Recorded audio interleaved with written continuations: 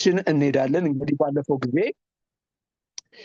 ስለ ኃጢአት ተመልክተናል። ከኃጢአት የተነሳ እንግዲህ ይህ መሲያዊ ቃል ኪዳን የመጣበት መሰረታዊ ምክንያትን አስቀምጠናል። ይህ መሲያዊ ቃል ኪዳን እንደገናም ደግሞ በዚህ ከዘፍጥረት 3 በኋላ የምናገኛቸውን በአጠቃላይ ራሱ መጽሐፍ ቅዱስ እጃችን ላይ የገባበትን ምክንያት ካየን ከውድቀት በኋላ ከመጣው ነገር የተነሳ እንደሆነ ማየት እንችላለን። ምክንያቱም ሰው ባይወድቅ ኖሮ ያው በገነት ይኖራል ማለት ነው።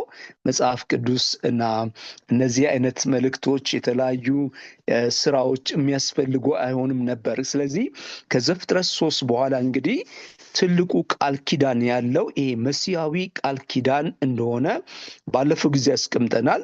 ይሄ መሲያዊ ቃል ኪዳን እንግዲህ የሰውን መሰረታዊ ችግር ከኃጢአት የተነሳ የመጣበትን ሞት ስንመለከት ነበር። መንፈሳዊ ሞት መጥቶበታል። እንደገና አካላዊ ሞትና ከፊት ለፊት የሚጠብቀው ደግሞ የዘላለም ቅጣት ወይም ደግሞ የዘላለም ሞት ወይም ጀጅመንት ፍርድ የምንለው ከፊት ለፊቱ ሰው ላይ አለ። እነዚህም ሶስቱም እንግዲህ በጣም ትላልቅ ኪሳራዎች እንደሆኑ እየተመለከትን ነበር። ሰው ተጠቃሚ አይደለም። ከገነት ከወጣ በኋላ ከስሯል። በላዩ ላይ በአካሉ ላይ ዲኬይንግ ፕሪንሲፕል እና ሞት አለ። ያው የመበስበስ ሂደቱ ሄዶ በእድሜ እንኳን ከወሰድ ነው መጨረሻ ላይ ይሞታል። አካሉ ይፈራርስና ይሞታል ማለት ነው። ከእግዚአብሔርን ደግሞ አጥቷል። እንደገናም ከፊት ለፊቱ ይህን የዘላለም ፍርድ ከፊት ለፊቱ ተቀምጦ ነው ሰው ከኤደን ገነት የወጣው። ስለዚህ ሰው ሰክሰስፉል አይደለም፣ ውጤታማ አይደለም። ወይም ደግሞ በሌላ ነገር አሁን ባለፈው ምስል ነበር ራሱን እየለካ በነዛ ለመጥራት ይሞክር እንጂ በፍጹም እነዚህ ሶስት መሰረታዊ ነገሮች የቀደመውን በክብር ላይ የነበረውንና በጣም ግሎሪየስ የሆነ በጣም የከበረና በጣም የተለየ ነገር ተሰጥቶት የተፈጠረው አዳም አጥቷቸው ወጥቷል። አንድ እግዚአብሔርን አጥቷል። ከእግዚአብሔር ጋር ሙሉ ግንኙነት ማድረግ የሚችልበትን ነገር አጥቷል። ሁለተኛ እንደገና በውስጡ ደግሞ ይሄ ኃጢአት ኃይል ተቀምጧል። ይሄ ደግሞ ወደ ባሰ ኃጢአትና ወደ ባሰ በደል ውስጥ እየከተተው እንደሚመጣ ስንመለከት ነበረ። እንደገና ደግሞ አካላዊ ሞት አለበት። ከፊት ለፊት ደግሞ በጣም አስከፊው የዘላለም ፍርድ አለ። እንግዲህ ለዚህ እግዚአብሔር የሰጠው ተስፋ ኤልፒስ ብሎ የሚያስቀምጠው ወይም ተስፋ ነጠላ ተስፋ ነው። ይሄ ነጠላ ተስፋ አሁን ብዙ ጊዜ ሰይጣን ብዙ ተስፋዎችን እና አንዳንዴም እንደ ፕሮቪደንስ የሆኑ መግቦት የሆኑ ነገሮችን ሁሉ ሳይቀር እንደ ትላልቅ ተስፋ ተደርገው ቸርችም ላይ ነቢያትም የተለያዩ ሰዎችም ሲያቀርቧቸው እናያለን። እነዚህ መግቦቶች ናቸው። የሚያስፈልገንን ነገር የሚሰጠን በምድር ላይ ያለን የሚሰጠን ነገር በሙሉ እንደ ፕሮቪደንስ ናቸው እንጂ ዋና ተስፋዎቻችን አይደሉም። ተስፋ ነጠላ ነው። ይህም በክርስቶስ ኢየሱስ ብሉይ ኪዳን ላይ ከሆነ የሚመጣውን መሲህ እግዚአብሔር ተስፋ ሲሰጥ እናያለን። ነጠላ አድርጎ ነው ያስቀመጠው። ባለፈው አይተናል 3:15 ላይ ለሰው መሰረታዊ ችግር እግዚአብሔር ያስቀመጠው ነገር ከሴቲቱ የሚወለደው የእባቡን ራስ ይቀጠቅጣል የሚል ነው እንጂ አሁን ወደ ተሻለ ዓለም መጥተሃል፣ ትበላለህ፣ ትሰራለህ፣ ትቆፍራለህ፣ የሆነ ነገር ታገኛለህ፣ ትማራለህ። እነዚህ እንግዲህ እግረ መንገድ በዚህ በምንኖርበት ዓለም ላይ እግረ መንገድ የምንሄድባቸው እንጂ ዋናው ዴስቲኒያችን ዋናው ተስፋዎቻችንና ጥበቃዎቻችን አይደሉም። በምንም አይነት ልክና በምንም አይነት ነገር ቢመጡ እንደዛ አይደሉም። ስለዚህ ይሄ ሁለቱን ነገር እንግዲህ መጠበቅ አለብን። አንድ የሰውን ውስጣዊ መበላሸትና እግዚአብሔርን ማጣቱን እንደገናም ከፊት ለፊቱ ያለውን ፍርድ ሁሌ ነገር ከአእምሯችን ላይ መሄድ የለበትም። ሁለተኛ ደግሞ ለዚህ ጉዳይ እግዚአብሔር መልስ ብሎ የሰጠው የመሲሁን ጉዳይ እንደሆነ ማሰባ በክርስቶስ የሚገኘውን ድነት በክርስቶስ የሚገኘውን ብሉይ ኪዳን ላይ ከሆነ ሊመጣ ያለውን የድነት ተስፋና አዲስ ኪዳን ላይ ደግሞ በክርስቶስ ኢየሱስ የሚገኘውን ድነት ነው ተስፋ የሰጠው። ስለዚህ በዚህ ፕላን ውስጥ ስንንቀሳቀስ ነው እንግዲህ እግዚአብሔርን እንደሚገባ አስደስተነው ወይም ደግሞ እኛም ደግሞ ተርፈን ከፍጻሜ ላይ ከሚጠብቀን ነገር ተርፈን ከእግዚአብሔር ጋር ያለንን ህብረት አስተካክለን ከዚህ ከፈራሽ ከሆነው ነገራችን ላይ ወደ አዲስ ሰማያዊ ስጋ ለብሰን ለዘላለም የምንኖረው ሁለቱ መጠበቅ መቻል አለብን ማለት ነው። እንግዲህ ይህም በጠበቀ መልኩ በብሉይ ኪዳን መጽሐፍ ላይ የምናገኛቸው ትረካዎች እነዚህ ናሬቲቮችን ትረካዎችን የተለያዩ ታሪክ የአብርሃም ታሪክ በሉት ምንም ታሪክ የምናገኛቸውን ከላይ ያለው የምናየውን ታሪክ ከላይ ብቻ መመልከት የለብንም። ከውስጥ እግዚአብሔር በእነዚህ ታሪኮች ውስጥ አልፎ ይህ መሲሐዊ ተስፋ ለመፈጸምና ሰውን እንደገና ከነዚህ ከሶስቱ ነገሮች አላቆት እግዚአብሔርን ከማጣት ከዚህ ከኃጢአት ባርነት እንደገናም ደግሞ ከሚሞት አካል ነፃ አውጥቶት ከዘላለም ፍርድ ነፃ አውጥቶት ወደ ቀደመ ከዛም ወደ ተሻለ ህብረት የሚገባበትን ነገር ለመስራት ይሄ የገባውን ተስፋ መሲሐዊ ተስፋ ለመፈጸም በውስጥ በእያንዳንዱ ትረካ ውስጥ የፈጸመበት ኤቨንቶች፣ ክስተቶች፣ ትረካዎች ወይም ታሪኮች ውስጥ አልፎ የሰራበት ምክንያት ይህን ነገር ለመፈጸም ነው። ይህ ነገር እስካልተፈጸመ ድረስ ምን ማለታችን መሲሁ እስካልመጣ ድረስ አጠቃላይ ነገር ባዶ ይሆናል። ሰው ወደ ዘላለም ፍርድ ይገባል። የትኛውም ቃል ኪዳን ሊያድነው አይችልም። ሞዛይክ ኮቨናንት አያድነው፣ አብርሃሚክ ኮቨናንት አያድነው። የአብርሃም ቃል ኪዳን፣ የኖህ ቃል ኪዳን፣ የሙሴ ቃል ኪዳን የትኛውም ነገር ሊያድነው አይችልም።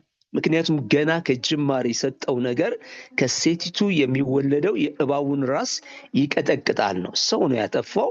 ለዛ ኃጢአት መልስ መስጠት ያለበት ሰው ደግሞ ባለፈው እንዳየነው ውስጣዊ መበረዝ ውስጣዊ ጠላት አለበት። ይሄ ውስጣዊ ጠላቱን እንደሚገባ መረዳት አለብን ብለናል። እንደ አንደኛ ቆሮንቶስ ምዕራፍ 6 እና እንደ ሮሜ 7 ስታዩት ፓወር ያለው ነው። ይሄ መበረዙ ኃይል ያለው ነው። መሻትን በመጠቀም እንደገናም ደግሞ ህግን በመጠቀም እንደ ሮሜ 7 ላይ ህግን በመጠቀም መሻትን በመጠቀም ሰውን ወደ ውድቀቱ ውስጥ እየከተተው ከምድርና ከስጋ ጋር እየተጣበቀ የተሻለ እየመሰለው ውድቀቱን እየጨመረ እንዲመጣ ያደርገዋል። ውድቀቱን የባሰ እየጨመረ እንዲመጣ ያደርገዋል። ስለዚህ ሰው በእነዚህ የሚመጡለት ተስፋዎች ሁሉ እነዚህ ከላይ የምናያቸው መሬት መስጠት፣ ቦታ መስጠት፣ በጠላት ላይ ድል መስጠት፣ በተለያየ ነገር ላይ ድል መስጠት፣ እነዚህ በሙሉ እንግዲህ ምን አያደርጉም ማለት ነው። ለሰው ልጆች ዋና አይደሉም ማለት ነው። እግረ መንገድ ያለ ብቻ ነው። እግረ መንገድ ብቻ ያለ ነው እንጂ ዋና አይደለም ማለት ነው። ስለዚህ ይሄ እስካልተፈጸመ ድረስ ጥቅም እነዚህ ናሬቲቮች በሙሉ ከውስጣቸው እግዚአብሔር እነዚህን ለመፈጸም የተጠቀመባቸው ናቸው። ይሄ መሲያዊ ተስፋ እንዴት አድርጎ እንዳስኬደው በኋላ እናያለን። ቀስ እያለ ከውስጥ እየሰራቸው ወደ ፍጻሜ መሲሁን አምጥቶት መሰረታዊ ችግሩን መልስ ለመስጠት ይሰራበት ነው። እንግዲህ ይሄን ከተረዳን ይሄ እንግዲህ ብርት ብሎልን ከገባን የብሉይ ኪዳን መጽሐፎችን በትክክል የምንረዳበት መንገድ ይመጣል። እነዚህን ዩኒት ትረካዎችን እያነሳን ብቻ እነዛን ብቻ የምንናገር አይሆንም ማለት ነው። ለምሳሌ የሆነ አንድ ታሪክ አንስተን ወይ የሩት ታሪክን ወይ የሆነ ታሪክ አንስተን እዛው ላይ ብቻ ሳይሆን በዛ ውስጥ የምንፈልገው ነገር በዋናነት መሲሐዊ ቃል ኪዳን እንዴት ከአንድ ዘመን ወደ አንድ ዘመን እየተሸጋገረ ወደ መፈጸም እያደገ እንደመጣ ማየት አለብን። አዲስ ኪዳን መጽሐፍ ድረስ እስክንገባ ድረስ ልክ እንደ ተስፋው እንዴት እያደገ ወደ መፈጸም እየተጠጋ ማለታችን ነው። ወደ መፈጸም እየተጠጋ እንደመጣና ያ ደግሞ እንዳይፈጸም የነበረውን ግብግብ እናያለን። ልክ አሁን በዚህ አውድ ውስጥ ነው ብሉይ ኪዳን የምናየው። ምክንያቱም ባለፈው ጊዜ እንዳልኩት ዲያብሎስም ሰምቷል። ከሴቲቱ የሚወለደው ራስን ይቀጠቅጣል ሲባል ስለሰማ ያ እንዳይፈጸም በጣም ተግቶ ይሰራል። በጣም ተግቶ ይሰራል። እግዚአብሔርም ደግሞ የገባውን ቃል ኪዳን ለመፈጸም ጽድቁን ጠብቆ ነው፣ ቅድስናውን ጠብቆ ንጽህናውን ጠብቆ እንደ ዲክታተር እንዳው ዝም ብሎ በፈለገው መንገድ ላይ አይጠቀምም።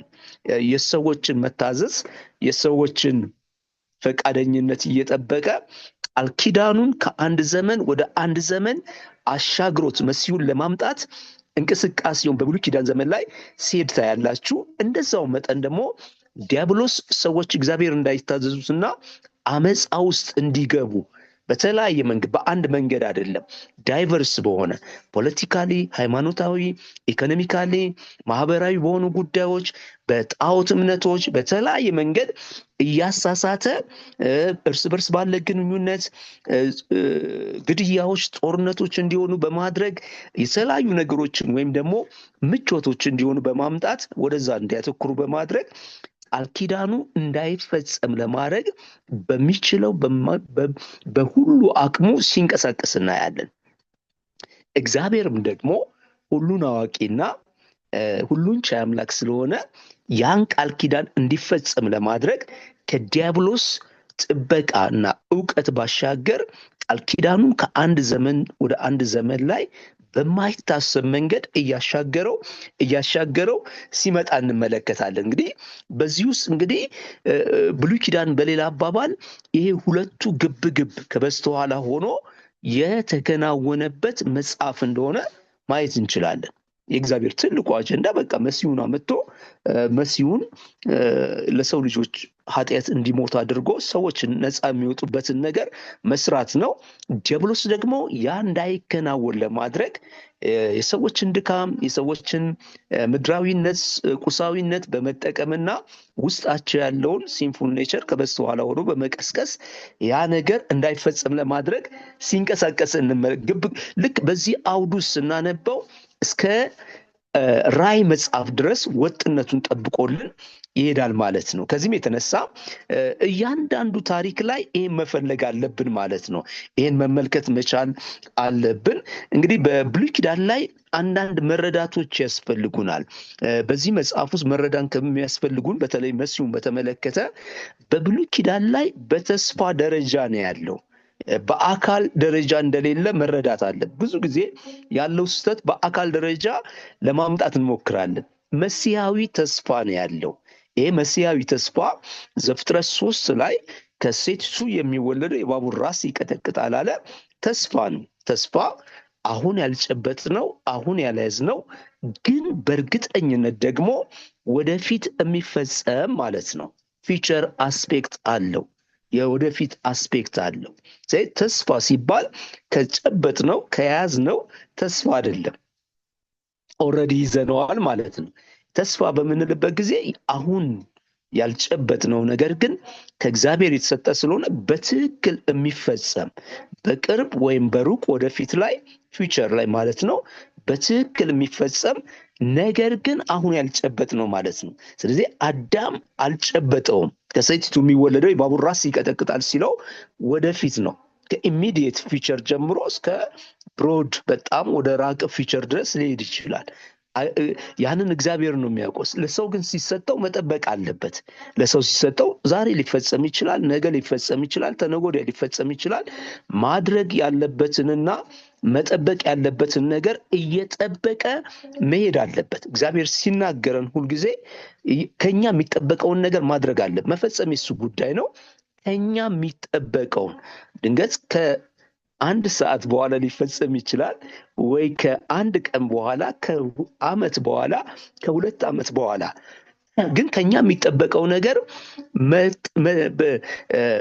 ቅድስናችንን፣ ንጽህናችንን እና እምነታችንን ጠብቀን መቆም፣ ከእግዚአብሔር ጋር ተጣብቀን መንቀሳቀስ ነው። ያ ተስፋን የሚፈጽመው እግዚአብሔር ነው። ስለዚህ ልክ አዳም አልጨበጥ ከሴቲቱ የሚወለደው ብሎታል፣ ይጠብቃል ማለት ነው። ያ እንዲህ እያለ እየሄደ እንግዲህ ዘፍጥረት 12 ላይ አዳም ላይ ሲገባ እናያለን። በጣም ብዙ ውዝግብ አለው። የጠፋ ይመስላል እንግዲህ በስተኋላ ዲያብሎስ በማይመስል መንገድ የሚሰራቸውን ስራዎች እናያለን። ግብግቡ ቃል ኪዳኑን ማበላሸት ነው። እንደ ዘፍጥረት 6 ላይ ስትመለከቱ አብዛኛው ኦልሞስት ሙሉ ከጥቂት ሰዎች በስተቀር በአመፃ ተመተው ነበር። ዲያብሎስ ሰክሰስፉል የሆነ ነው የሚመስለው። የሚሰራበት እግዚአብሔር ኖህንና የተወሰኑ ሰዎችን ብቻ ይዞ እንደገና ሌላውን ህዝብ አጥፍቶ እንደገና መሲያዊ ቃል ኪዳን እንዲቀጥል ሲያደርግ እናያለን። 12 ላይ አብርሃም ላይ ሲመጣ እናያለን። 12 ላይ አብርሃም ላይ ሲመጣ አሁንም ተስፋ ነው ያለን። በዘር በኩል አሕዛብ ይባረካሉ ነው እንጂ ያለው ተስፋው ተፈጽሞ አናገኝም። ስለዚህ መሲያዊ ተስፋ በአካል ደረጃ እንደሌለን እንድንረዳ ያስፈልጋል። ምክንያቱም በተስፋ ደረጃ ነው ያለው። አብርሃም ላይ መጣ። ከአብርሃም ወደ ይስሐቅ ሲሸጋገር እንመለከታለን። እስማኤልን ለቀውት ወደ ይስሐቅ ሲሸጋገር ከይስሐቅ እንደገና ወደ ያዕቆብ፣ ከያዕቆብ ወደ 12 ልጅ ነው ያለው። እንደገና ወደ ይሁዳ ሲመጣ እናያለን። እንግዲህ ተስፋው በስፋት የሚፈጸም አይደለም፣ በነጠላ የሚፈጸም ነው። በጣም እቺን ፓርት አሁን ብዙ ጊዜ እስራኤላውያን ተስፋውን ከራሳቸው ጋር ከአጠቃላይ ኔሽን ጋር ያያይዙ። ከአጠቃላይ ኔሽን ጋር አያያዝም። ተስፋው ሲንጉላር ነው፣ በአንድ ሰው የሚሰራ ነው። እንዳውም አንዳንድ ቴዎሎጂ ላይ እስከ ኢሳይያስ 43 ድረስ እስራኤል ያን ተስፋ እንደሚፈጽም አድርጋ ታይ ነበር ይላሉ። እንደዛ ነው የምትረዳው። በተለያዩ መጽሐፎቿ ላይ ስትተረጉም ያንን መሲያዊ ተስፋ ለእሷ የተሰጣት ሚሽን፣ ለኔሽን እስራኤል የተሰጠ ሚሽን አድርጋ ታይ ነበረ። ቀስ እያለ ግን ከኢሳይያስ 43 በኋላ እንዳውም በጣም ግልጽ እየሆነ ለኢሳይያስ 53 ላይ አንድ ግለሰብ እንደሆነ እንደሚሞትና ከሞቱ በኋላ በዛፍ ፍሬ ብዙ ዘሮችን እንደሚያይ ያስቀምጠዋል። እንግዲህ ይህ ምንድነው? ተስፋው ሲንጉላር እንደሆነ ማየት አለብን። ነጠላ ነው፣ አጠቃላይ እስራኤልን አይመለከትም። በጣም ስፔሲፊክ እያደረገ እየነጠለ ይወጣል። እስራኤል አሁን በጣም ትመካ በፍጹም ተስፋው እንኳን በፊት እንኳን ማለት ነው ብሉይ ኪዳን ላይ ነጠላ ነው። ከአብርሃም ላይ የአብርሃም ልጆችን በሙሉ አይደለም። አብርሃም ወደ 8 ልጆች አሉት። ከኬጡራ 6 አለ፣ ከአጋራ 1 አለ፣ እንደገና ከሳራ 1 አለ፣ ይስሐቅ አለ፣ እስማኤል አለ። ከኬጡራ ደግሞ 6 ልጆች አሉ። ተስፋውን ግን እግዚአብሔር ያደረገው ይስሐቅ ላይ ነው። 7ቱ ከዛ ውጪ ናቸው።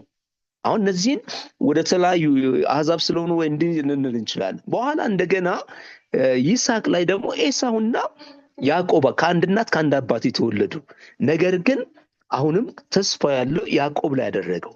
ከያዕቆብ ላይ ደግሞ 12 ልጆች፣ ሁሉም የያዕቆብ ልጆች የሆኑ 12 ልጆች ተገኙ። 12ቱ ነገድ የሚባል 12ቱ ነገድ የኔሽን እስራኤል ነገድ ነው እንጂ ከ12ቱ ነገድ ላይ መሲህ አይመጣም። መጠንቀቅ 11ዱ ነገድ ኔሽን እስራኤል ነው። ከዛ አንዱን ነገድ ዘፍጥረት 47 48 ላይ ሲነጥለው እናያለን። ማንን? ይሁዳን ነጠለው። ከይሁዳ ነገድ ነው የሚመጣው አለ። ስለዚህ 11ዱ እንግዲህ ምንድነው? ከመሲያዊ ተስፋ ጋር የተያያዘ አይደለም። 11ዱ አንዱ ነገድ ነው፣ ይሁዳ ነገድ ነው። ስለዚህ ቶታሊ ከአጠቃላይ እስራኤል ጋር ማያያዝ ተገቢ አይደለም። እንደገና አሁንም እንደምናየው ተስፋ ነው፣ እስካሁን ድረስ ተስፋ ነው እየሄደ ያለው እንጂ በአካል ደረጃ ብሉይ ኪዳን መጽሐፍ ላይ መሲሁን መፈለግ የለብንም። የምናገኘው ነገር በተስፋ ደረጃ እንዴት በጣም ግልጽ እየሆነ እንደመጣ አንዳንዴ ጥፍት እያለ እንደገና እግዚአብሔር ጣልቃ እየገባ ደግሞ እንዴት ይህን ቃል ኪዳን በታማኝነት እግዚአብሔር ሰው ባይታመንም እግዚአብሔር ታማኝ ሆኖ ይህን ቃል ኪዳን እንዴት አድርጎት ወደ ፍጻሜ ለማምጣት እንደተጓዘ የምንመለከትበት ነው። ስለዚህ አሁንም ተስፋ ብቻ ነው የምናገኘው። ስለዚህ የእስራኤል ከግብፅ መውጣት ስንመለከት ሌሎችን ማንሳት አሁን እስራኤል ከግብፅ መውጣት ስንመለከት በዋናነት እግዚአብሔር ይሄ መሲያዊ ተስፋ ለአብርሃም የገባውን ለዘፍጥረት 15 ላይ ከጉልበት የሚወጣው ለ400 ዓመት በባርነት በባዕድ ምድር በባርነት ይገዛል፣ ከ400 ዓመት በኋላ በጸናች ክንድ ይወጣል ብሎ ይነግረዋል። ገና ዘፍጥረት 15 ላይ ከአብርሃም ጋር ቃል ኪዳን ሲገባ ማለት ነው። ከዛ በኋላ ምክንያቱም አብርሃም ላይ ያለው ቃል ኪዳን 12 ላይ ተነዋል። መሲያዊ ተስፋ አለ። ስለዚህ ይህን ህዝብ ከዛ ያወጣበት ዋናው ምክንያት ይህን ህዝብ መሬት ለመስጠትና ይህን ህዝብ ወይም በኋላ አሁን እስራኤል የምትበካበትም በኋላ እናያለን። የተለየ ኔሽንን የተለየ ደም አለን ጂውሽ ሶል አለን ምናምን የምትለውን ያንን ለማምጣት አይደለም። ያን መሲያዊ ተስፋ በዘር በኩል አሕዛብ ይባረካሉ ያለውን ወይም ደግሞ ዘፍጥረት 3 ላይ ያለውን ለአዳም የተሰጠውን ከአዳም ላይ ሄዶ አብርሃም ላይ የገባውን ቃል ኪዳን ወደ ፍጻሜ ለማምጣትና መስመሩን አስተካክሎ ወደ ፍጻሜ ለማምጣት ህዝቡን ከግብፅ ማውጣት ነበረበት። ስለዚህ ከግብፅ የወጣበት ምክንያት ለዩኒቨርሳል ቃል ኪዳን ሲባል ነው። ለአዳም ለተገባው ዩኒቨርሳል ቃል ኪዳን ሁሉን ለሚያቀፍ ቃል ኪዳን ያ ህዝብ ከግብፅ ካልወጣ መሲያዊ ቃል ኪዳን አይፈጽም። ስለዚህ መሲያዊ ቃል ኪዳን ስቴፕ ባይ ስቴፕ እንዲፈጽም ለማድረግ አንዱ ከግብፅ ኢኒሻሊ ከግብፅ ወጥቶ ምድሩ ላይ መቀመጥ አለበት። ከዛ በኋላ ያ ቃል ኪዳን እንደገና እየሰፋ እየተፈጸመ የሚመጣበት መስመር ላይ ይገባል ማለት ነው። ስለዚህ የግብፅ መውጣትን ስንመለከት ከበስተኋላው መሲያዊ ፕላንን ለመፈጸም እንደሆነ በትክክል እንረዳለን። የኛም ታሪክ ነው ማለት ነው። ለኛም ሲባል ዩኒቨርሳል ያልኩት ለዛ ነው። ያንን ለአዳም የገባውን ቃል ኪዳን ለመፈጸም ከግብፅ መውጣት ባህር ተከፈለ፣ መሬት አገኙ። ሰው ማይድን ከሆነ ምንም ጥቅም የለውም። ምንም መጨረሻ ላይ ጠቅላላው ሰው ወደ ገሃነም ነው የሚገባው። ካለ መሲሁ መዳን አይቻልም። ስለዚህ ምንም ተስፋ ያ ሁሉ የተፈጸመበት ምክንያት ይሄ የተገባውን ቃል ኪዳን ለአብርሃም ከአብርሃም ላይ ለይስሐቅ ከይስሐቅ ላይ ለያዕቆብ ከያዕቆብ ላይ ደግሞ ለይሁዳ ከይሁዳ ነገድ እንደሚመጣ የተነገረውን ነገር አሁን በትክክል ምድሪቱ ላይ አስቀምጦ መስመር ተከትሎ የሚሄድበትን ነገር ለማምጣት እንደሆነ መረዳት አለ። ስለዚህ ተስፋ ላይ ብቻ ነው። ብሉይ ኪዳን ላይ በአጠቃላይ ስንመለከት እነ ኢሳያስ መጽሐፍም ላይ ለኢሳያስ 11 ኢሳያስ 66 የመሲሁን መምጣት የሚሰራቸውን ስራዎች የሚያከናውናቸውን ነገሮች እንደ ኢሳያስ 40 ላይ የቀዳማ የሚመጣውን የዮሐንስ መጥምቁን እነዚህን ሁሉ ሲናገር ገና ወደፊት እንደሚመጣ እንጂ ተስፋ እንጂ በአካል ደረጃ እንደሌለ መረዳት አለብን። ይሄ ኃይለኛ ውዝግብ የሚፈጠር ነው። ምክንያቱም አንዳንዴ ዝም ብለን ተነስተን ሄደው ብዙ ሰዎች ብሉይ ኪዳን ላይ እንዳለ አድርገው ያስቀምጡታል። ብሉይ ኪዳን ላይ ተስፋው ነው ያለን፣ ተስፋው ነው። ልክ አሁን እኛ ዳግም ይመጣል የሚለው ተስፋው እንዳለን ሁሉ ፈርስት ካሚንግም ተስፋው አለ። ፈርስት አሁን ሰከንድ ካሚንግ ተስፋው አለን። ሰከንድ ካሚንግ ተከናውኗል ብንል ተስፋው ስላለን ተከናወነ ማለት አይደለም። ይፈጸማል። ተስፋ ቀድመ እንዳልነው በትክክል የሚፈጸም ነገር ግን አሁን ያልጨበጥነው ነገር ማለት ነው። ስለዚህ እርግጠኞች ነን ክርስቶስ ይመጣል። ነገር ግን አሁን ግን አልመጣም። ሰከንድ ካሚንግ አልተፈጸመም። ሁለት ዳግም ምጽአቱ አልተፈጸመም። ልክ እንደዛው አለ ብሉይ ኪዳንም ላይ ፈርስት ካሚንግ ተስፋው አለ። ተስፋው እያደገ የሚመጣበት ጊዜ እየቀረበ የሚመጣበት መስመር እየተለየ ቅድም እንዳየነው ከአዳም ላይ ወደ አብርሃም ከአብርሃም ላይ ወደ ይስሐቅ ከይስሐቅ ላይ ወደ ያዕቆብ ከያዕቆብ ላይ ወደ ይሁዳ ነገድ ከይሁዳ ነገድ ላይ ደግሞ እንደ ሁለተኛ ሳሙኤል ምዕራፍ 7 ላይ ከዳዊት ቤተሰብ ኢቨን አጠቃላይ ይሁዳ ነገድ መሲሁ የሚመጣበት አይደለም። ከዳዊት ቤተሰብ አድርጎታል። ልክ እንደ ራዕይ 5 ላይ የይሁዳ ነገድ የዳዊት ስር ብሎ ማህተሙን ሊፈታ ችሎታል ይላል። ይሄ ደህንነት ስራውን መፈጸም የቻለና ሰውን ከእግዚአብሔር ጋር ያስታረቀው እስራኤል አይደለችም እያለን ነው። ወይም ኔሽን አይደለም፣ ወይም ሌላ አካል አይደለም። ማን ይለዋል? ስፔሲፊክ አድርጎት ያመጣው ከይሁዳ ነገድ ከዳዊት ስር የሆነው ይለዋል። አጠቃላይ ከይሁዳ ነገድ ውስጥ ሁሉም ሰው መሲያዊ ተስፋ የማምጣት ሁሉም ቤተሰብ የለው። ነገዱ ራሱ እንደገና ከዳዊት ቤተሰብ ይልና የዳዊትን መስመር አጠቃላይ አይደለም፣ የመጣበትን መስመር ልክ ማቴዎስ ላይ ያንን እየዘረዘረው ይመጣና ክርስቶስ ላይ ይደርሳል። ልክ እንደዛ ማለት ነው። ስለዚህ ተስፋው ነው ያለን ብሉይ ኪዳን ላይ ተስፋው ይህን ሁልጊዜ መጠበቅ አለ። ፍጻሜው ያ ተስፋ ወደ ሙላትና ወደ ፍጻሜ መጣው አዲስ ኪዳን ላይ ነው። እንደ ማቴዎስ ወንጌል ላይ ወይም ወንጌላት መጀመሪያ ላይ ያንን ነገር እንመለከታለን። ያ በፊት ግን በተስፋ ደረጃ እነዚህ መጽሐፎች፣ የብሉይ ኪዳን መጽሐፎች፣ የነቢያት መጽሐፎች፣ እንደገና የተለያዩ መጽሐፎች፣ የታሪክ መጽሐፎች ሁሉ እንዳስቀመጡት መረዳት አለብን። ይሄ ኋላ ላይ አዲስ ኪዳን ላይ ከምንሰራው ክርስቶሎጂ ጋር ውዝግብ ውስጥ እንዳይከተን ልክ ራእይ 12 ላይ ባለፈው ጊዜ እንደተመለከት ነው አንድ ሴት ፀሐይና ጨረቃን ከጭንቅላቷ ላይ አድርጋ ከስሯ ከእግሮቿ በታች ከዋክብትን ያደረገች ይላል። ሰናድሬን የተለያዩ መጽሐፎች ላይ ፀሐይና ጨረቃን አብርሃምን እና እነዚህ ከዋክብቶች ደግሞ ዘሮቻቸው እንደሚወክል ያስቀምጣል። በዚህ ቃል ኪዳን ውስጥ ያለች እስራኤልን እያመለከተ ነው። አርግዛ ነበር ይላል እና ወንድ ልጅ ዓለምን ሁሉ በበትር የሚገዛ ወንድ ልጅ ልትወልድ አርግዛ ነበር። ዘንዶ መጥቶ እሷን አይደለም የሚፈልገው። አሁንም እኛም ጋር ዲያብሎስ እኛን አይፈልገንም። አሁን በቸርች ላይ በብዛት በቃ እንዲተዋግቶኝ እንዲያድርጎኝ እንላለን። ዲያብሎስ እኛን አይፈልገንም። ዲያብሎስ እስራኤልን አይደለም የሚፈልገው። ዲያብሎስ ሰምቷል። ቅድም ያልነውን ነገር መጠበቅ አለብን። ከሴቲቱ የሚወለደው የእባቡን ራስ ይቀጠቅጣል፣ ራስን ይቀጠቅጣል ሲባል እሱን ነው እንዳይቀጠቅጠው ማድረግ የሚፈልገው ብሉይ ላይ። ስለዚህ ሴቲቷንም በቃ ልጁን ለመብላት ነው በቃ ማጨናገፍ፣ ከእምነት ማውጣት፣ ልጁ እንዳይመጣ የሚያደርግ ነገር ውስጥ መክተት ነው የሚፈልገው። አዲስ ኪዳንም ላይ በእኛ ውስጥ ያለውን ኢየሱስ መግለጽ እንዳንችል ማድረግ ነው የሚፈልገው። ያንን ነገር መንግስቱ እንዳይሰፋ፣ ክርስቶስ እንዳይገለጥ፣ የክርስቶስ ነገር የድነቱ ነገር እንዳይገለጥ ለማድረግ ይታገላል እንጂ ፐርሰናሊ እኛ ላይ ምንም የለው። እኛን አይደለም። ያው እኛ እሱ ከተገለጠ እንድናለን።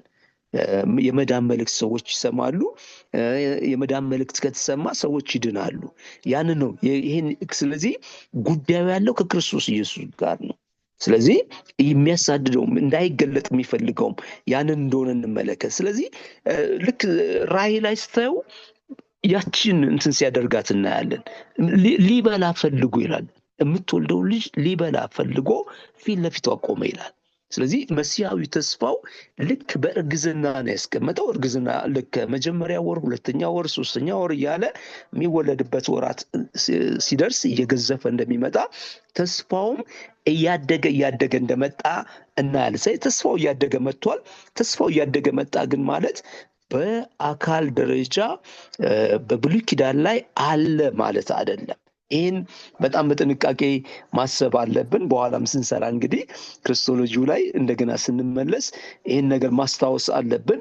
ሁለተኛው ደግሞ መሲያዊ ተስፋ በብሉይ ኪዳን የጥበቃ መዛባት እንደገጠመው ማየት አለብን። ጥበቃው ተዛብቷል። ያም እንግዲህ ያ ደግሞ ዲያብሎስ ከሚሰራው ስራ የተነሳ ነው። እስራኤል ጋር ስታዩ ሚስ አንደርስታንዲንግ ነበር። ከግብፅ ስትወጣ ከግብፅ የወጣችበትን ነገር አላወቀችም። በቃ እኛ የአብርሃም ዘር ስለሆንን፣ እኛ የተለየ ደም ስላለን፣ ከኛ ውጭ እግዚአብሔር ስለማይሰራ ልክ ሮሜ 8 ላይ ሮሜ 9 ላይ ይሄን ነገር አለ። ትዝ ይላችኋል። የከበረው ሸክላና በአንድ ወቅት የከበረ የነበረውን ሸክላ እንደገና ለውርደት የውርደት የነበረውን ለከበረ የሚለው በእስራኤልና በአሕዛብ መካከል ነው። ከኔ ውጭ አይሰራም። የግድ እግዚአብሔር ከኛ ውጪ ሌላ ህዝብ የለው፣ ከኛ ውጪ አይገለጥም፣ ከኛ ውጪ አይሰራም። እኛ አብርሃም ዘር ነን፣ ምንም ውስጥ ብንሆን ከኛ ውጪ አይሰራም የሚል ነገር አላት እና መሲያዊ ተስፋው እየተዛባ መጣ። ዩኒቨርሳል ገጽታው ሲዛባ እናያለን። እስራኤል የግሉ አድርጋ እንደ ቦክስ ውስጥ እንደማስቀመጥ ማለት የኔ ብቻ ወደሚል ነገር ሲመጣ እናያለን። እኛ እስራኤላውያን ነን፣ እኛ ህግ ያለንን፣ እኛ የአብርሃም ዘር ነን፣ እኛ በጣም ምርጦች ነን፣ የተለየ ደም ያለን ነን እና እንደዚህ ይሄ የተደረጉ ታሪኮችን በሙሉ ከግብፅ መውጣትን፣ ባህር መከፈልን፣ እግዚአብሔር በብሉይ ኪዳን የሰራውን ስራ በሙሉ ናሬቲቭን ቅድም ያልነውን ከመሲያዊ አንጻር ከማየት ከኔሽን ጋር ብቻ አያይዞ እዛው ላይ ጨረሱት። በቃ ልክ አሁን ቸርች እንደሚሰበከው ማለት ነው። ብሉይ ኪዳን ሲሰበክ እዛው ላይ ነው የሚያልቀው። እዛው ላይ ጨረሱት። በቃ ለእኛ ነው። አባታችን አብርሃምን እንደዚህ ነው፣ ይስሐቅ፣ ያዕቆብ፣ ኤልሳ፣ ኤልያስ ምናምን እንዲያደርጉ እንዲሆኑ እንደዚህ ሆኑ እና በጣም ከኔሽን እስራኤል ጋር ለኔሽን እስራኤል ብቻ ተብሎ እንደተፈጸመ ተደርጎ ተረጎም። ሚስ አንደርስታንዲንግ ነበር። እስራኤል ለምን እንደወጣች አላወቀችም። ለዚህ ነው ውስጣዊ ያለውን ነገር እና ምድረ በዳ ላይ ግብግብ ነበር። 600,000 እስራኤላዊ አልቋል። የመጀመሪያው ትውልድ እንዳለ አልቋል። እንደ ዕብራውያን መጽሐፍ ላይ ስትመለከቱ እነዚህ እግዚአብሔርን ያስመረሩት እነማን ናቸው? በሙሴ ከግብፅ ተመርተው የወጡት አይደሉም ወይ? በምድረ በዳ ላይ ያለቁት እነማን ናቸው? እነዚህ በሙሴ ተመርተው ከግብፅ የወጡ አይደለም ወይ ይላል። እና እንዳለን ያለቁት። አሁን መዝሙሩ ቸርች ላይ የተሳሳተ መዝሙር አለ። እኛ መለጥን፣ ጠላታችን ሰጥሞ ቀረ፣ እንደዚህ በፍጹም። እነሱ መጀመሪያ ኤርትራን ባህር ተሻገሩ፣ እውነት ነው፣ ጠላት ሰመጠ። እነሱም ግን ምድረ በዳ ላይ ያለቁ። ከኢያሱና ከካሌብና ከአዲሱ ትውልድ በስተቀር የመጀመሪያው ትውልድ በሙሉ ምድረ በዳ ነው ያለቀው። ሚስ አንደርስታንዲንጉ አሁንም ከመብላት ከመጠጣት የግብፅ ሽንኩርት ናፈቀን፣ እኛ እንደዚህ አይነት በቃ መቀማጠል፣ የሚገቡበትን ዓላማ የተነገራቸውን ነገር መጠበቅ አቃታቸው። ሚስ አንደርስታንዲንግ ነበረ። ስለዚህ ብሉይ ኪዳን መጽሐፍ ላይ እንግዲህ ይሄ መዛባት፣ ይሄ ዲያብሎስ ራሱም የሚሰራው ስራ ነው። እስራኤል ይሄ መሲያዊ አጀንዳን እንዳትከተል ከግብፅ ስትወጣ እንኳን የግብፅን ተራፊም ይዛ ወጣች ይላል እና በቃ እግዚአብሔር ሕዝቅኤል መጽሐፍ ላይ ሲናገር ስሜ እንዳይሰደብ ዝም አልኩኝ ይላል። በምድረ በዳ ያጉረመርሙ ነበር፣ ስሜ እንዳይሰደብ የገባው ቃል ኪዳን እንዲፈጸም ማለት ነው። ዝም አልኩኝ። ምድራቸውም ላይ ከገቡ በኋላ እንደዛው ይላል። ይሄ ሚስ አንደርስታንዲንጉ። ይሄ እንግዲህ ሁልጊዜ እምነት ውስጥ ከእግዚአብሔር ጋር መግባባት መቻል ያስፈልጋል። አሁንም ቸርች ላይ ሚስ አንደርስታንዲንግ አለ። ለምንድን ነው ዳን ነው? ምንድን ነው ከኛ የሚጠብቀው? ለምንድን ነው የተቀመጥ ነው? ሚስ አንደርስታንዲንግ አለ። ልክ እስራኤል ያ ሚስ አንደርስታንዲንግ ነው በየምድረ በዳው ላይ እንድትጣላ ያደረጋት። የማይገባ ጥበቃ የነገራት ነገር ከዚህ ወጣችሁ ማርና ወተት ወደምታፈልቀው ከነአን ምድር አስገባችኋለሁ ነው። እነሱ ግን በቃ የግብፅ ሽንኩርት ናፈቀን፣ ይሄ ነገር ካልተፈጸመልን፣ እንዲህ ውሃ ካልመጣ፣ እንዲህ ካልሆነ ምድረ በዳ ላይ መጣላት ጀመሩ። ያ ሚስ አንደርስታንዲንግ፣ የተነገረንን ነገር መጠበቅ። አሁንም እኛ አዲስ ኪዳን ላይ ጌታን ተቀበል የዘላለም ሕይወት ታገኛለን የተባለ እንጂ ቤት እገዛልሃለሁ፣ መኪና እገዛልሃለሁ፣ አገር አዘርሃለሁ እንደዚህ አይነት ቃል ኪዳን የለም። ያንን ነው መጠበቅ፣ የዘላለም ሕይወት። ያን ጠብቀን ነው መንቀሳቀስ። ሚስ አንደርስታንዲንግ እንዳይፈጠር መንገድ ላይ አሁን በየምክንያቱ ነው አማኝ የሚጣለው። ያልተፈጸመልኝም፣ እግዚአብሔር እኔን አይወደኝም፣ መኪና አልሰጠኝም፣ እንትና እንዲህ መች ቃል ኪዳን ገባል? እግዚአብሔር ያለው ጌታን ተቀበል ትድናለህ፣ የዘላለም ሕይወት ታገኛለህ። መንግስቱ ለደቀ መዝሙሩ የሚያቀርበው ነገር የዘላለም ሕይወት ነው። ይሄ ጋራንቲ አለን። ሌላው ነገር ግን ጋራንቲ የለም። በፕሮቪደንስ ሊመጣ ይችላል፣ ላይመጣም ይችላል። ስለዚህ መጣላት ውስጥ እንዳንገባ ማለት ነው። ግጭት ውስጥ እንዳንገባ፣ ኩርፊያ ውስጥ እንዳንገባ፣ መድከም ውስጥ እንዳንገባ፣ መዛል፣ ወደኋላ መቅረት ውስጥ እንዳንገባ መንግስቱ ላይ ስንገባ ከመንግስቱ ዓላማ ጋር መግባባት መቻል አለብን። መግባባት አለብን። ምንድን ነው የሚጠበቅብን? ምንድን ነው እኛ ከእግዚአብሔር ላይ የምንጠብቀው? ምንድናደርግ ነው የሚፈልገን? በቃ ያንን በደንብ ግልጽ በሆነ መንገድ ማወቅ አለብን። ያ ስሙዝ የሆነ ሪሌሽንሽፕ፣ ስሙዝ የሆነ ጉዞ በዚህ በዘመናችን እንዲኖረን ያደርጋል። ያለመናወጥ እንድንንቀሳቀስ የሚመጣው ነገር አያናውጠንም። ጥበቃችን በቃ በትክክል እናውቀዋለን፣ ምን እንደሚጠበቅብን፣ እሱም እንደሚጠብቅብን፣ እኛም ከእግዚአብሔር ላይ ምን እንደምንጠብቅ። ያን አለማድረግ ወደ ተሳሳተ ነገር ውስጥ እስራኤልን ከቷታል። በተለይ ብሉይ ኪዳን ላይ የተሳሳተ ማይገቡ ነገሮች ያ ጭራሽ ሌላም ነገር ውስጥ እንድገባ አድርጓታል። ወደማይገባ እምነት ሁሉ እንድገባ አድርጓታል። ጥበቃው አልተፈጸመም ባለች ቁጥር ወደማይገባ እንቅስቃሴ አሁንም እኛ ጋር እናያለን። ሰዎች ቸርች ላይ ጠብቀው ተስፋ ሲቆርጡ ማይገባ ጥበቃ ጠብቀው በሌላ መንገድ ደግሞ ለማግኘት ሲንቀሳቀሱ እናያለን። ይሄ ሚስ አንደርስታንዲንግ ብቻ ሆኖ አይቀርም። ያንን ለመፈጸም ደግሞ ማይገባ እርምጃ ውስጥ እንድንገባ ያደርገናል። ስለዚህ መጠንቀቅ አለብን። መንግስቱ ላይ ምንድን ነው የምንጠብቅ? ስለ እስራኤል ወደ ማይገባ ራሷን የተለየ አድርጋ ወደ ማየት እንደ ሮሜ 3 ላይ ትመለከቱታላችሁ። ሮሜ 1 ላይ ስለ አሕዛብ ይናገርና ያለባቸውን ኃጢአት በሙሉ ዘርዝሮ ከቁጥር 30 አካባቢ ጀምሮ ከ17 ጀምሮ እንዳለ ዘርዝሮ ያስቀምጠዋል እስከ 30 ምናምን አካባቢ ኃጢአቶችንም ይዘረዝሩ። የአሕዛብን ነው የዘረዘረው።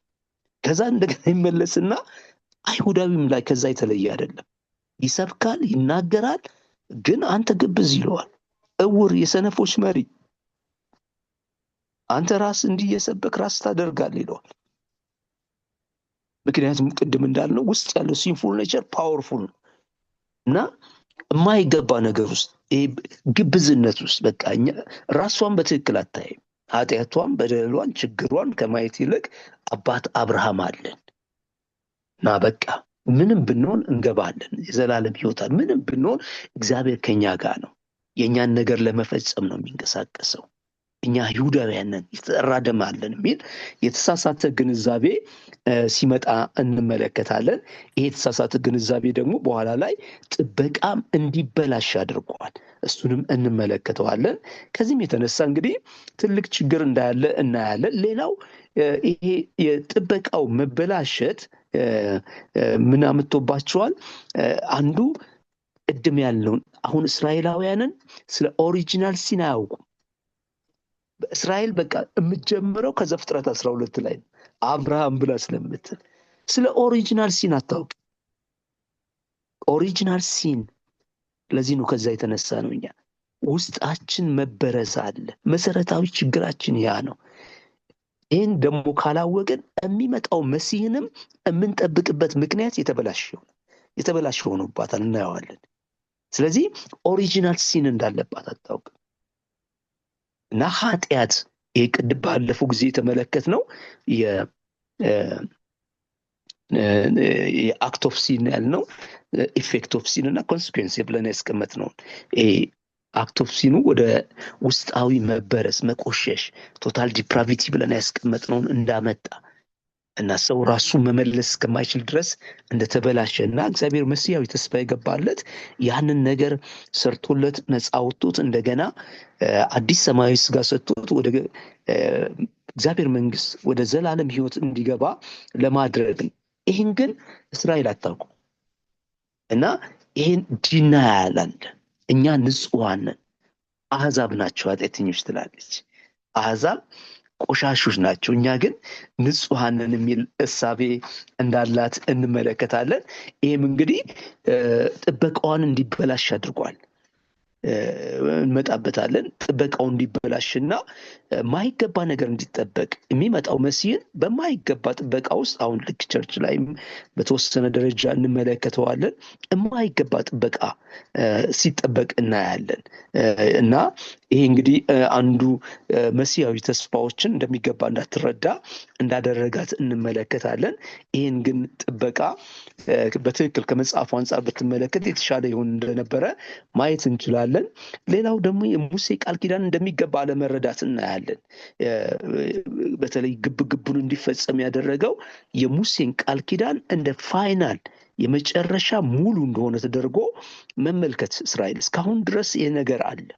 እስካሁን ድረስ እኛ የሙሴ ቃል ኪዳን እኛ ሙሴ ያለን አዲስ ኪዳንም ላይ ከክርስቶስ ጋር ሲከራከሩ እንመለከታለን። እኛ ሙሴ ያለን የሙሴ ቃል ኪዳን አለን እንደማለት ነው። የሙሴ ቃል ኪዳን ፖይንተር ነው። ሊመጣ ያለውን መሲህ አመልካች ነው እንጂ በራሱ ሙሉ አይደለም። ብሉይ ኪዳን ላይ እነ ኤርሚያስ መጽሐፍ፣ ሌሎችም መጽሐፎች፣ እነ ኢሳያስ መጽሐፍ ኢቭን ይሄ ሕጉ ራሱ እንኳን የሚመጣው መሲህ ያመለክታል እንጂ በቀጥታ መሲያዊ ቃል ኪዳንን መፈጸም የሚችል አይደለም።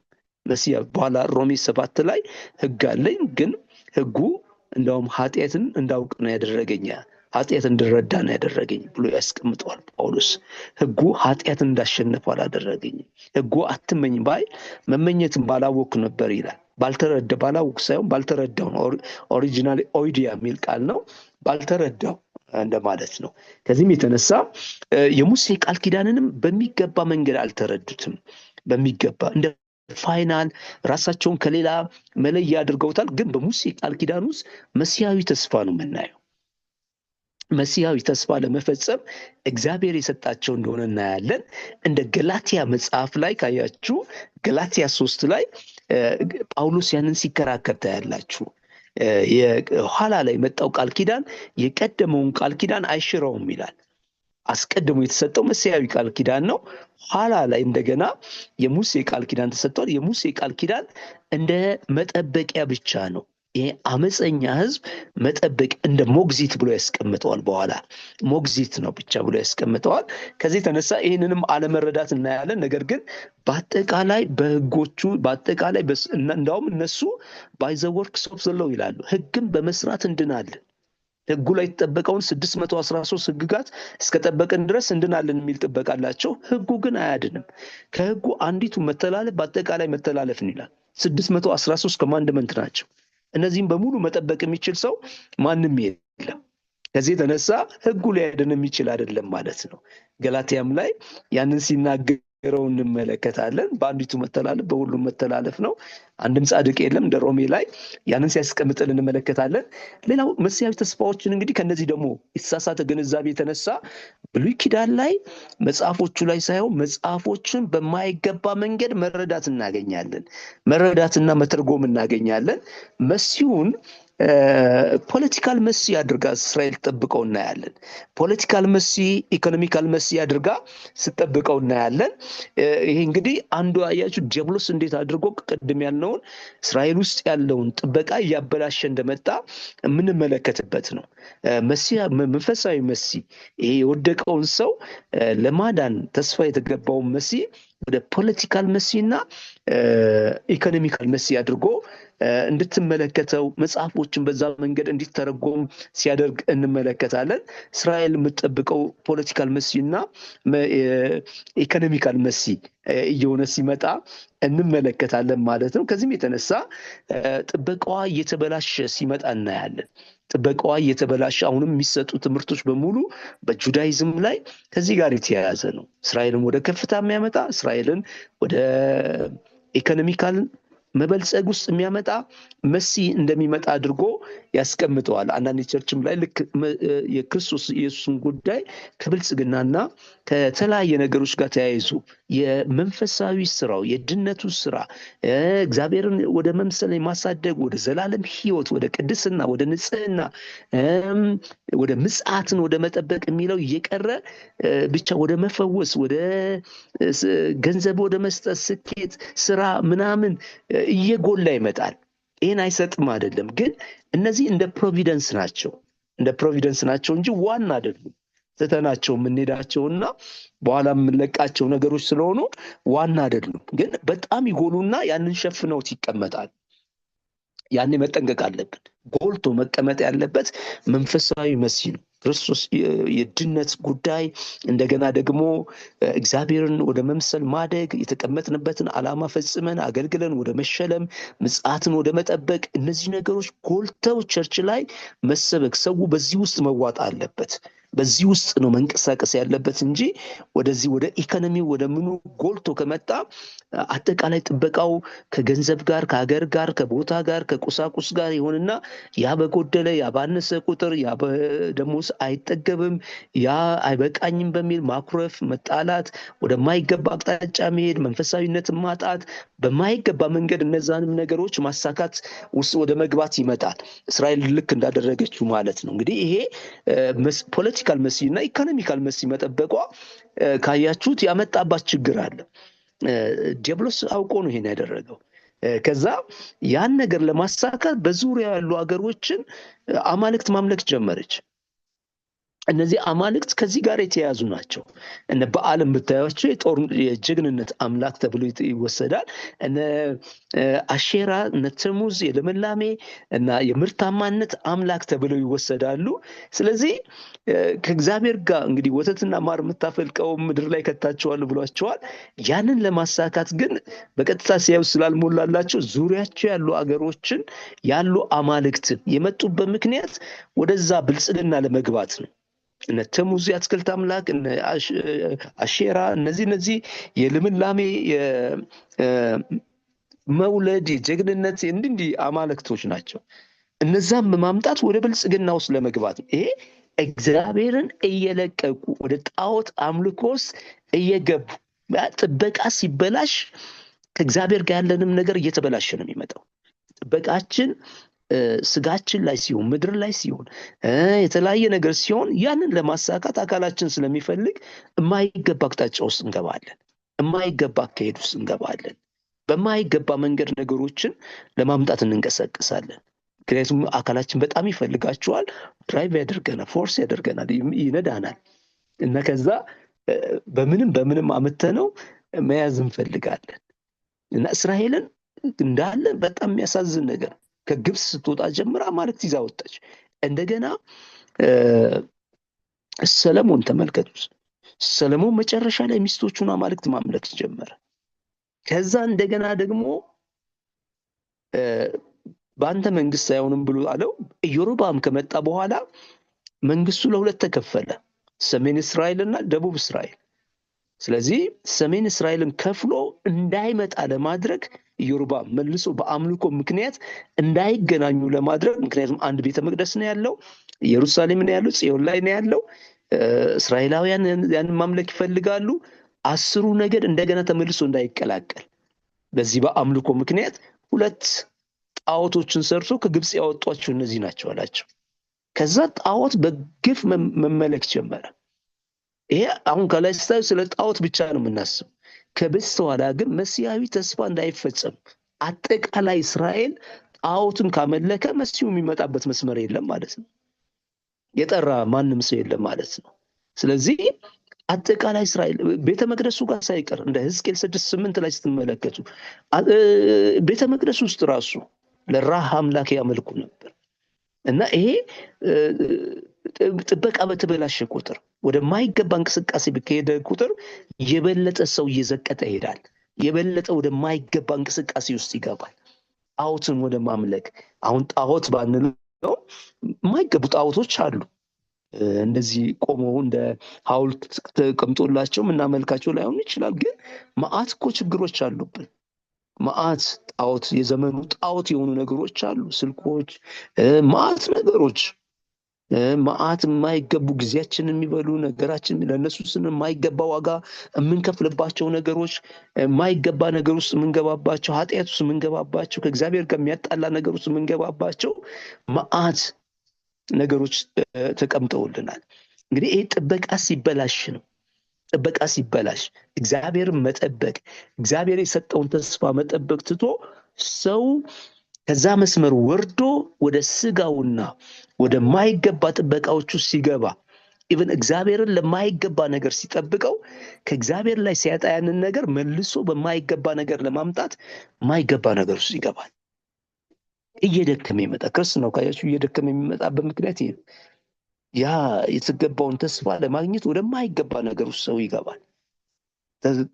ተገብቶልኛል የሚለውን ተስፋ ለመፈጸም እና እንግዲህ መሲያዊ ተስፋ ምን አይነት ቻሌንጅ እንደገጠመው እንድንመለከት ነው። ምን አይነት ጣዖት እንደ ጉድ ሰሜን እስራኤል እንዳለ፣ በአጠቃላይ ደቡብ እስራኤል አብዛኛው ከተነሱ 22 ነገስታት ወደ 20ዎቹ ጣዖትን እስራኤል ውስጥ ያስገቡ ነበር። እነ ምናሴ ልጁ መስዋዕት እስኪያደርግ ድረስ እና ባቢሎን እስኪወስዳቸው ድረስ እግዚአብሔር ምክንያቱም ያ በቃ መጥራት ነበረበት። ስለዚህ እግዚአብሔር ምንድነው ያደረገው? መሲሐዊ ተስፋን ለመጠበቅ አጠቃላይ ኔሽን እስራኤልን አይደለም እየተጠቀመ ያለው፣ ቅሬታዎችን መጠቀም ጀመረ። ቅሬታ ማለት ቢያንስ ከእግዚአብሔር ጋር ያላቸውን ህብረት ያላበላሹ ማለት ነው። እንደ ሕዝቅኤል 8 ላይ ቅሬታዎች አሉ ሲል እናያለን። እና ምልክት አድርግባቸው ውጣ መልአኩን፣ ከዛ በኋላ አጠቃላይ ህዝቡን ምታው ይለዋል። መጀመሪያ ግን ጥቂት ቅሬታዎች አሉኝ፣ ስለተሰራው ኃጢአት የሚያለቅሱ የሚጸጸቱ ጥቂት ቅሬታዎች አሉኝ ይላል። ስለዚህ ቀስ ያለ ሬምናንት ቴዎሎጂ መጣ። ሬምናንት ቴዎሎጂ የሚባለው እግዚአብሔር ቅሬታዎችን ጥቂት ሰዎችን ማለት ነው። ለምሳሌ እንደ ኤልያስ ተመልከቱ፣ ብቻዬን ቀረው ሲል አጠቃላይ ህዝብ በሙሉ በዓልን አምልኳል። ከአንተ ጋር ለበዓል ያልሰገዱ 7,000 ሰዎች አሉኛል። ቅሬታዎች ማለት ነው። በዛ ዘመን ከዛ ሁሉ ሚሊየንስ ህዝብ መካከል የእግዚአብሔር የሆኑ 7,000 ነበሩ። 7,000 ብቻ ነበሩ። 7,000 ለበዓል ያልሰገዱ አሉኛል። ቅሬታዎች ማለት ነው። እንደ ሆሴዕ መጽሐፍና እንደ ኢሳይያስ መጽሐፍ ላይ እግዚአብሔር ቅሬታዎችን ባያስቀርልን ኖሮ እንደ ሰዶምና እንደ ገሞራ በሆንን ነበር ይላል። ጠቅላላው ኃጢአተኛ ሆኗል ማለት ነው እስራኤል። ቅሬታዎችን በመጠቀም ነው እግዚአብሔር ቃል ኪዳኑን ከአንድ ዘመን ወደ አንድ ዘመን እያሻገረው የመጣው። ብሉይ ኪዳን ላይ አጠቃላይ ህዝቡ ታማኝ ስለሆነ አይደለም።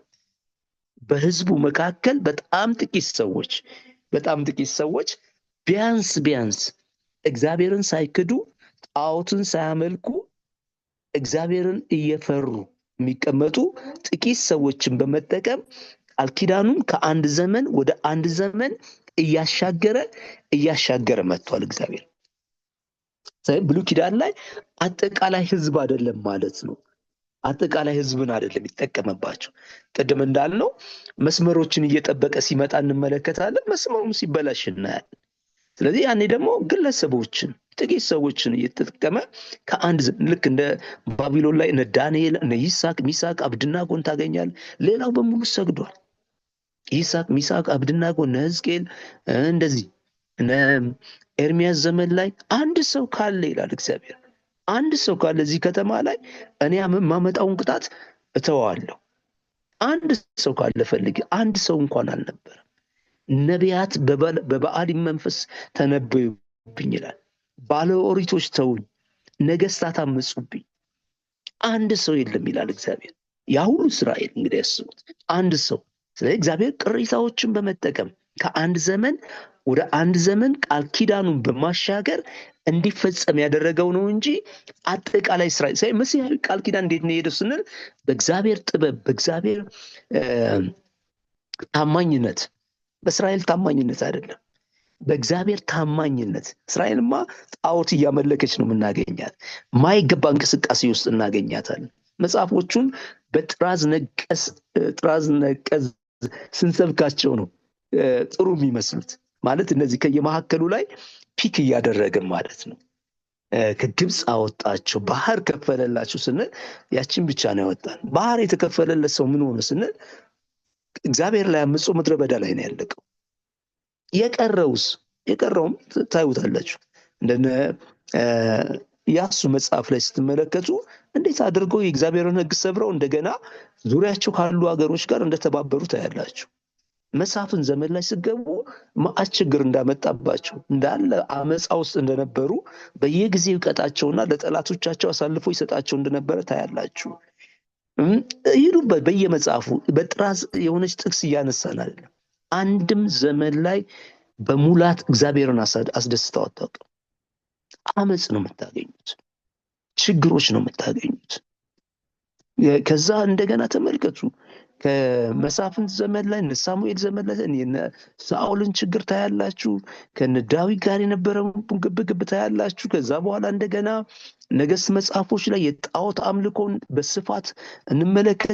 ከዛ የጣዖት አምልኮ የተነሳ ሰሜን እስራኤል 722 ቢሲ ላይ ወደ በአሶር ሲሸነፍ እናያለን። ግዞትም ሲሄድ እንመለከታለን። በፐርሺያ ግዞት ሲሄድ እናያለን። እንደገና ደግሞ በአሶራውያን ግዞት ሲሄድ እናያለን። 605 ላይ ደግሞ ሆሴዕ ላይ ይሁዳ ከእህቷ አልተማረችም ይላል። 7:22 ላይ 100 ዓመት ዕድሜ ሰጥቷታል። መማር አልቻለች። በጣዖት ላይ ቀጠለች። ወደ ባቢሎን ስትሄድ እናያለን።